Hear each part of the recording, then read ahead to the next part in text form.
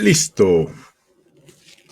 En esta ocasión vamos a hablar sobre el desarrollo del proyecto de mejora. En un primer momento vamos a tocar el tema de la identificación del problema principal.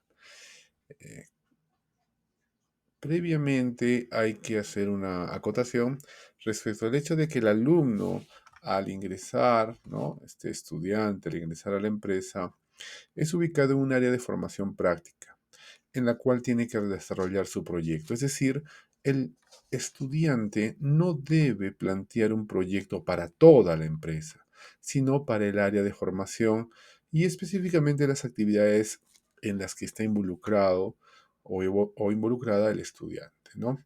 Esos procesos en los que está involucrado deben ser objeto del proyecto, ¿no? Y no enfocarse hacia un eh, alcance del proyecto mucho más grande que sería toda la empresa, puesto que no cuenta con los recursos ni con el tiempo, ¿no? Hecha esa aclaración, ¿no? Veamos el proceso de identificación del problema principal. Lo primero que tiene que hacer el estudiante es formar un equipo de trabajo, ¿no? Normalmente va a contar con la colaboración de los trabajadores con más experiencia en el área o departamento donde lo han ubicado para su formación práctica, ¿no? Eh, Esto implica que converse con ellos y los involucre, ¿no? Se recomienda no más de dos, máximo tres personas, ¿no? Eh, y con estos colaboradores procede a hacer una lluvia de ideas de problemas. Es decir, una lluvia de ideas donde estos colaboradores del equipo de trabajo van a aportar su experiencia y su conocimiento en el área o departamento para identificar los principales problemas, ¿no? Acá podemos ver un ejemplo, ¿no? Digamos que el estudiante, que vendría a ser el moderador de la lluvia de ideas, ¿no? Cuenta con el jefe de almacén y con el auxiliar de almacén como parte de su equipo de trabajo. La lluvia de ideas implicaría primero que el moderador explique que es un problema, entendiendo este como desperdicio más un proceso donde se presenta el desperdicio. Este tema ya lo habíamos explicado en un video anterior, ¿no? Y una vez que les queda claro al equipo de trabajo que es un problema, cada uno de ellos redacta, ¿no? Redacta problemas que él o ella identifican, ya sea en su puesto de trabajo o en el área, ¿no? O departamento donde están haciendo formación práctica, ¿no? Para luego, uno a uno, leer cada uno de los problemas que han identificado. Esa lectura se hace en silencio, sin interrupciones, ¿no? Y conforme el colaborador va leyendo los problemas que ha anotado, el moderador o moderadora va anotando esos problemas a la vez que filtra o va mejorando la redacción. Recuerde que un problema tiene que ser expresado como desperdicio más proceso, ¿sí? Una vez que el moderador termine de tomar nota de toda la lectura de problemas de los colaboradores del equipo de trabajo, inicia una discusión, ¿no? Y esta discusión sí implica que pongamos a prueba o revisemos cada uno de los problemas anotados, de tal manera que se pueda encontrar algunas deficiencias para corregir, de redacción, o finalmente que haya problemas pues que realmente no existen, o problemas que existiendo no han sido anotados en la lista y se procedería a incorporarlos, ¿no? La discusión continúa hasta que se alcance el punto de saturación, es decir, que la discusión ya se vuelve circular, es decir, se está girando alrededor de los mismos temas, con lo cual ya termina la lluvia de ideas, ¿no? Puesto que ya no está aportándose nada nuevo. Una vez terminada la lluvia de ideas, se cuenta con estos problemas identificados, N problemas, ¿no? Pero muchos de ellos pueden presentar redundancia, es decir, ser el mismo problema, pero redactado de diferente manera. Por lo tanto, aplicamos un diagrama de afinidades para poder eliminar esa redundancia. Y consta de categorías que el, el moderador va creando, ¿no? Junto con el equipo de trabajo, van creando según el tipo de problema que va encontrando en la lluvia de ideas, ¿no? Que acaban de aplicar, ¿no? Por ejemplo, si el primer problema tuviera que ver con el producto, digamos, demoras en el proceso de producción, y yo quiero categorizar esto, quiero crear una primera categoría de producto, digamos, ¿no? Entonces, el primer problema que tiene que ver con la producción lo ponemos debajo de la categoría de producto, ¿no? Si el segundo problema tiene que ver con problemas de seguridad, ¿no? Crea otra categoría de seguridad y lo ubico en esa categoría. Y si el siguiente problema tiene que ver con, digamos, el trabajador, ¿no? Que se demora haciendo su trabajo, entonces creo otra categoría de trabajador y así. Podría crear muchas categorías de manera subjetiva en función del tipo de problema que yo estoy identificando, para luego ubicar esos problemas en las categorías afines, ¿no? Al problema que he ido creando.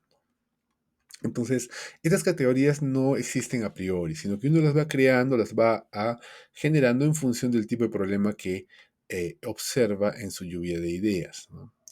¿Cuál es el objetivo? Que una vez agrupadas estos problemas en su categoría correspondiente, por afinidad, es decir, por similitud, podemos ver si son o no son el mismo problema redactado de diferente manera. Si lo son, podemos eliminar esos dos o tres problemas y convertirlo en uno solo, ¿no? Que incorpore, ¿no? A los tres, que, como repito, vienen a ser el mismo problema, solo que redactado de diferente manera. Si no son el mismo problema, pues se dejan separados, porque pues cada problema tiene su propia, digamos, su propia objeto, ¿no? De desperdicio y proceso, ¿no? Producto de la diagrama de afinidades, lo que va a pasar es que los n problemas, digamos que fueran 20 problemas, se reducirán a un número menor ya que hemos eliminado redundancia, ¿no? Eh, y esos problemas, ¿no? Producto del diagrama de afinidades, se tienen que priorizar, es decir, se tienen que ordenar. Para eso usamos la matriz de priorización, ¿no? Entonces, la matriz de priorización ubica los problemas que ya hemos filtrado a través del diagrama de afinidades, ¿no? Digamos que nos hayan quedado 5 problemas, ¿no? Y a los cuales se les va a poner un puntaje por frecuencia, impacto y factibilidad, ¿no? Para poner puntajes, creamos una escala, alto 3, medio 2, bajo 1. Es arbitrario, se pudo poner otros números, alto 5, medio 3, bajo 1, ¿no? Lo importante es que se le dé más puntaje a los que tienen más importancia y menos a los que tienen menos importancia. Eh, Ahora, los criterios de frecuencia, impacto, factibilidad quieren decir, ¿no? Frecuencia, ¿con qué frecuencia se presenta el problema? De manera subjetiva, si el colaborador piensa que el problema es muy frecuente, le pondrá pues 3, poco frecuente 1 y medianamente frecuente pues 2, ¿no? Impacto, se refiere al impacto económico, o sea, ¿cuánto le cuesta a la empresa este problema? ¿Sí? Ahora, de manera subjetiva, si la percepción del colaborador es que es muy costoso este problema, le pondrá 3. Si es poco costoso, 1 y medianamente costoso, 2.